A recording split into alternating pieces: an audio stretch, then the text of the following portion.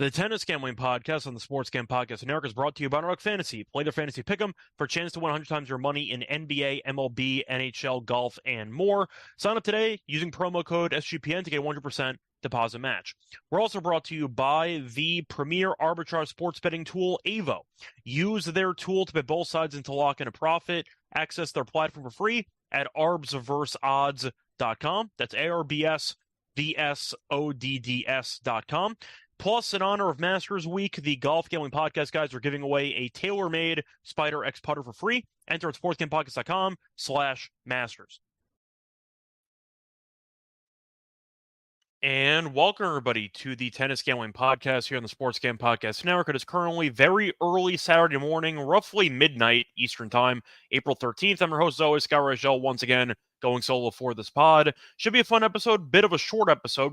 We have two matches to talk about. Two good ones, as we are in the semifinals now in Monte-Carlo. So we're going to preview the two matchups, Sinner versus Tsitsipas and Djokovic against Ruud. So we're going to preview those two matches in that order. But before we get into any of that, do want to recap a couple of things, mostly what happened last episode, as well as some housekeeping stuff. So for starters, a reminder to actually like and subscribe on YouTube, and a reminder to rate and review the podcast on Spotify or Apple. Some people still listen to it. I think most people still listen to it on Spotify or Apple. But if you're new to the YouTube channel, welcome. If you're old to the channel, welcome back. And either way, looking forward to breaking down some tennis with you over the next 20, 30 minutes. And a reminder, if you want to support the show, we also do have merch on the SGPN merch store for the Tennis Gambling Podcast. If you want to buy a shirt, a mug, etc., we have a lot of high-quality shirts available on the SGPN merch store. Not just for tennis, though. A reminder that we also have a bunch of other podcasts with the network, 20-plus podcasts with gambling advice, absolutely free. And one of those podcasts is the Golf Gambling Podcast, which is in the middle of a very nice Masters promo. In honor of Masters Week, the Golf Gambling Podcast guys are giving away a tailor-made Spider X putter. Enter for free at sportsgampodcast.com/masters. You have until the Masters is over to enter. So if you want to join a free contest for a chance to win a putter, then you know how to do so. Either way, though, before we get into the preview of the semifinal matches for Saturday, want to quickly recap the actual quarterfinal matches on Friday. Overall, we had a perfect episode. I don't think we got a single thing wrong on the entire pod. Getting into the actual lock and dog picks, back-to-back sweeps for us, which is always nice. For the lock, we had Tsitsipas minus 1.5 games against Khachanov at minus 145. Shopping around minus 145 was a bargain. I think most books had like minus 175, minus 180. Whatever one you got, it won as Tsitsipas killed Khachanov and won in straight sets. Looks phenomenal in this event, and he's been great in the head-to-head against Khachanov. Really never in doubt there. For the dog, ended up having the over 2.5 sets in the Humbert and Ruud match at plus 155. That got there as Ruud won the first set pretty easily, then got broken midway through the second set, and then you ended up seeing Humbert hold on to get the job done in the second. Then Ruud killed them in the third. Either way, though, point is a nice overall sweep for us. Back-to-back sweeps. We'll try to go for the bowling turkey here on Saturday. Now, time to actually get into the recap, though, of the quarterfinal matches. Once again, we got everything right. So we're going to, or basically everything right. Technically, the Sinner match we got wrong. We thought he'd win in straight sets. Didn't really have a strong opinion on it because it was minus 190. He should have won in straight sets. He had 6 break points in the second set, and he had 2 match points in the tie break, and he choked it, but he ended up winning in 3 anyway. So technically, I take it back. We did not get everything right, but we got a lot of it right. Now, starting off with the Tsitsipas match, he won in straight sets. He coasted. Really never in doubt. Nothing else to add there. Props to him, though. He looked really bad for the last couple of months leading up to this event. And we know Tsitsipas has always been a good clay player. He was 1 set away from beating Djokovic in a French Open final a couple years ago. And he's still definitely a clay court, I'd say, I don't want to say expert, but I'd say he's definitely very comfortable on clay. And he's looked great in Monte-Carlo.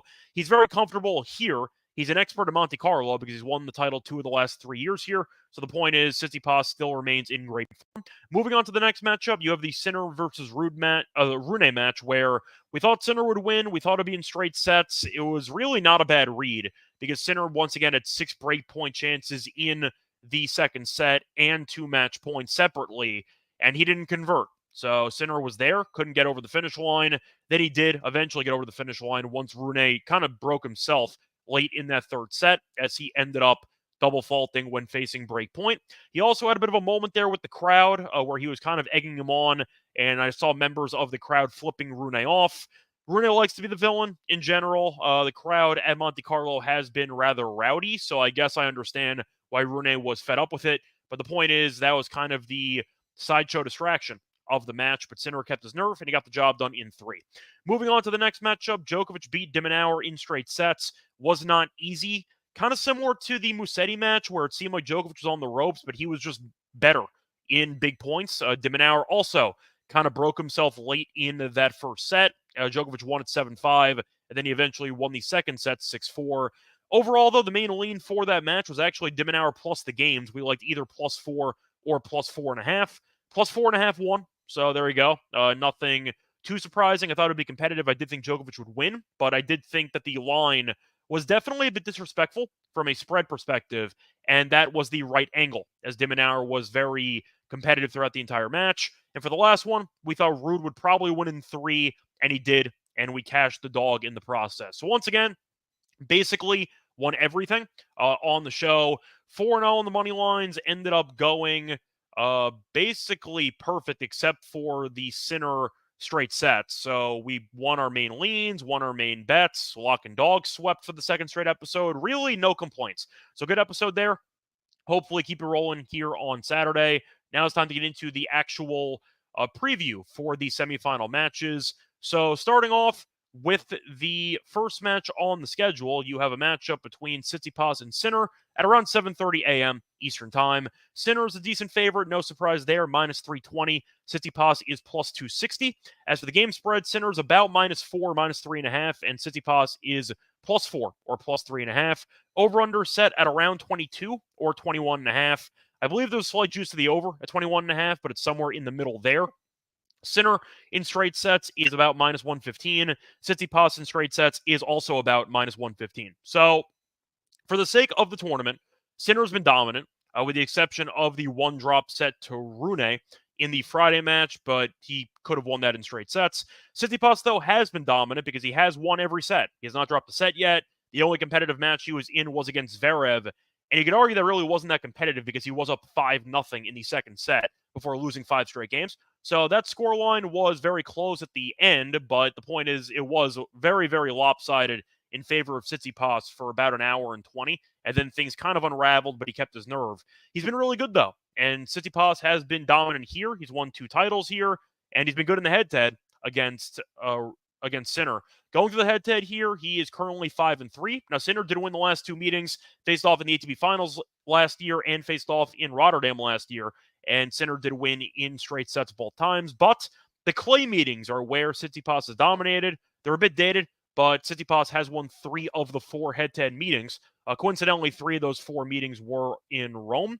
So I do think you're looking at a spot where Tsitsipas, historically speaking, should not be intimidated by Sinner.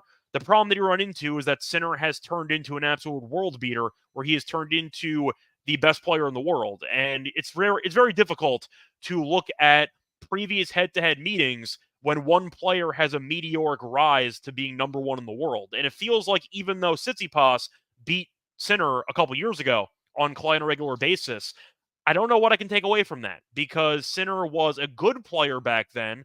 Now he's unbelievable. So I have a hard time fully, I'd say, having takeaways from those matches. But I do think Tsitsipas will not be intimidated, and I do think that his game can give Sinner some problems, but I do think at the end of the day, Sinner is a little bit too rock solid. The serve, I think, will be the story of the match here. I just think that Tsitsipas' first serve percentage has not been high enough in this event, and I do think that Sinner can capitalize on that, being one of the best returners in the entire world. I think it's going to be competitive, though. I'm not saying Sinner runs away with it, but I do think that Tsitsipas is going to lose. I think Sinner, until he actually loses more matches, I'm not going to pick against him. He's lost 1 time. 1.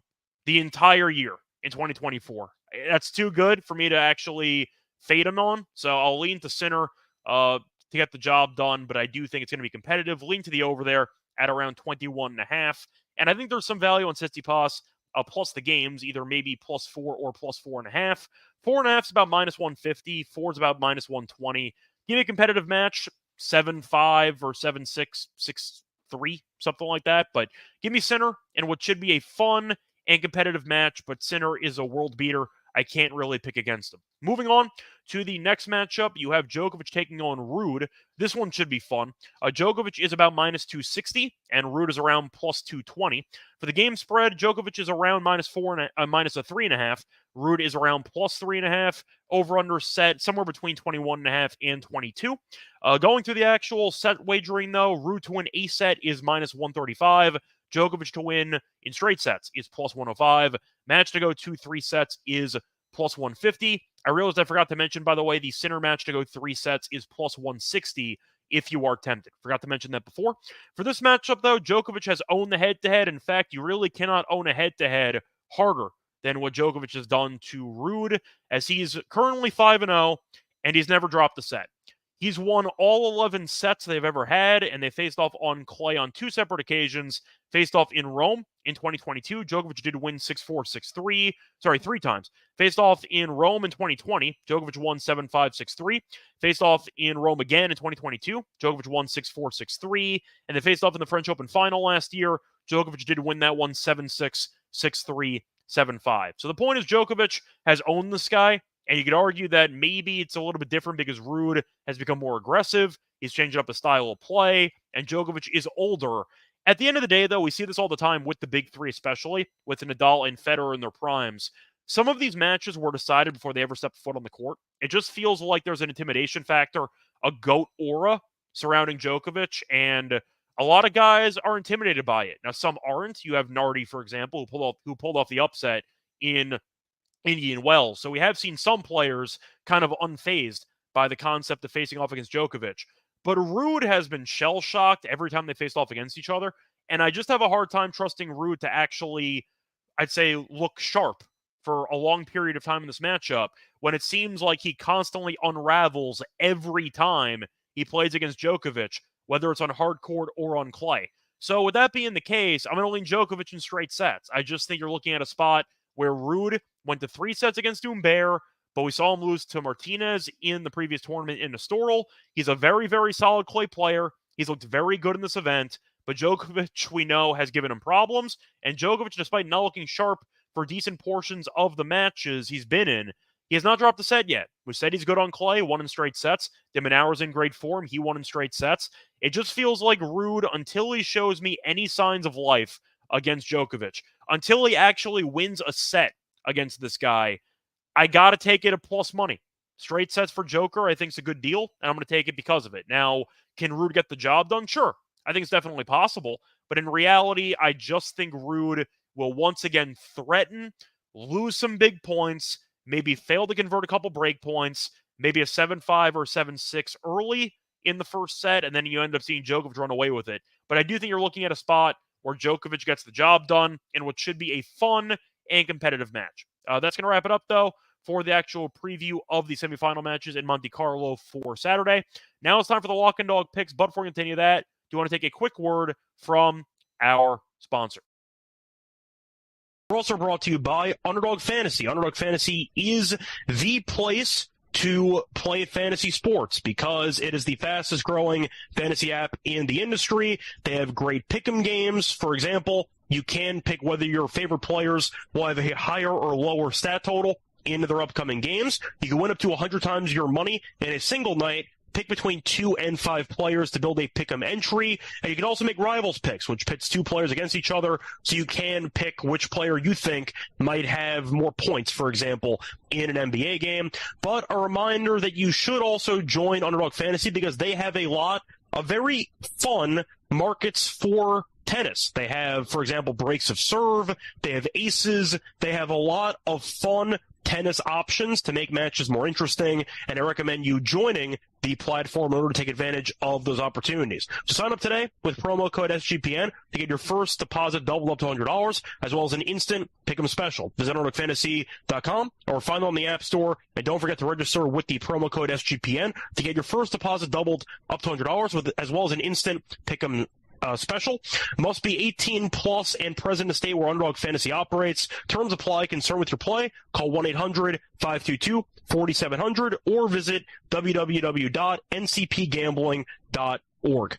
We're also proud to partner up with Ava, the premier sports betting arbitrage tool. If you're new to arbitrage sports betting, it's pretty simple. Basically, betting both sides of a bet at two different sportsbooks to lock in a profit. The Avo tool scans the sportsbooks, looking for discrepancies in the odds, and then they tell you how much money you need to place in order to actually make any expected profit. The tool is super easy to use and lightning fast because speed is a big part of arbitrage sports betting. The best part of Avo is that it's currently free to use without restrictions. That's right, completely free. Get started today at arbsversusodds.com. That's ARBSVSODDS.com.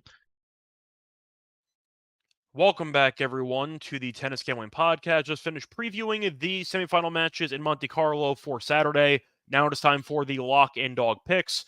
Full disclosure, by the way, I initially had a lock and dog prepped, but I decided to switch them up during the ad read when I was actually previewing the matches. I kind of changed my opinion on a couple of potential bets. So as a result, I'm going to tell you right now, I did end up adjusting these bets based on what I was going to have originally. Originally, I was going to have like Sinner team total over, and I thought about Djokovic in straight sets, but I think I am going to switch it up a little bit. So for the lock in this one, I am going to go with Djokovic team total over 12.5 at minus 125. The reason why I'm going to take this over the Sinner one is because of the fact that Djokovic historically has had at least one competitive set in almost every head-to-head meeting, 5 head-to-head meetings, and 4 of the 5 have had at least one 7-5 or 7-6 set. In fact, all the recent meetings have had competitive sets. Just going through the Roland Garros one last year had a 7-6 and a 7-5. The one in the ATP Finals had a 7-5. Rome was 6-4, 6-3, so that ended up losing. ATP Finals in 2021 did have a 7-6 in there, and Rome in 2020 did have a 7-5. So the point is, Djokovic, despite winning in straight sets all the time against Ruud, does seem to have at least one competitive set. And maybe if you do think Ruud can capitalize on how inconsistent Joker's looked, and he was struggling a bit with the conditions in the match on Friday against de Minaur. I do think that Djokovic, once again, I'm going to pick to win because Ruud, I just don't think can beat this guy. But can I see Ruud making it competitive for at least a set where one of these sets goes to 7-5 or 7-6? I do. Djokovic has been struggling a bit early in these matches as he went to a 7-5 against de Minaur and a 7-5 against Musetti. And he went to 3 sets in both matches in Indian Wells. So Djokovic has gone over this number in 4 of his last 5 matches. So with that being the case, I think there is some value on the team total for Djokovic. Give me the over 12.5 at minus 125 as my lock. For my dog, I am going to go to the other semifinal matchup between Sinner and Tsitsipas. And for this one, I am going to give Tsitsipas some benefit of the doubt because he's been very solid in this event and the head-to-head. Give me the over. I'm going to take the over 22.5 games at a plus 115. I think at the end of the day, this could go 3, but I do think you might get a breaker and maybe a 6-4 in there. Sinner, though, has been very solid.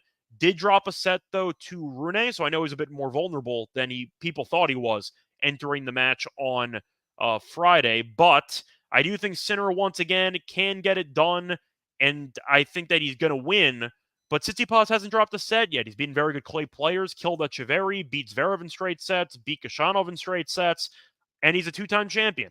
I think Tsitsipas has the game to make Sinner work for it. Once again, am I picking Tsitsipas to win? No. Would I be shocked if he won? No. I do think, though, the over has some value. Both guys are good at serving, and I do think that you might end up seeing a pretty intense matchup that could go 3. Couple ways to get there, though. Give me a close match. Tsitsipas does lead the head-to-head 3-1 on clay. So the underdog, anytime getting a decent price, is good in the head-to-head. That tells me this match might be in line for a war. Yes, Sinner's improved. I get it. But Tsitsipas was in really bad form for a while, and it seems like Monte Carlo was exactly what he needed to get back on track. And I think at the end of the day, this line does feel a little bit, I'd say, cheap. I think it should be closer, in my opinion, to 20. I mean, I think plus 115 is a pretty good deal. I think that it should be closer to 23.5 games, give or take. Maybe if you want to make an argument that it should be 22.5 games and maybe plus 130, I wouldn't mind that either. I mean, not plus 130. I mean, if you think it should be like maybe plus 105, even money maybe, then you could argue that there is some value on this current number at 115. And I agree. I think 22.5 should be closer to even money, minus 110. But for that reason, give me the value, and I am going to go with the overs. Play that once again here for Saturday and for the semifinals in Monte Carlo. My lock's going to be on Djokovic team total over 12.5 games at -125. My dog will be on Sinner and Tsitsipas over 22.5 games at +115. That's going to wrap it up for this episode. Once again, we're going to try to go for the third straight sweep with the lock and dog picks. And a reminder, we're back once again next episode to get into the final in Monte Carlo, so stay tuned for that. But until next time, find me on Twitter at Reichel Radio, find me on the NBA show, find me on the MLB show, find me on the NFL show, WNBA show, get the point. Until next time, good luck to all of you and all of your bets. Bye, everyone.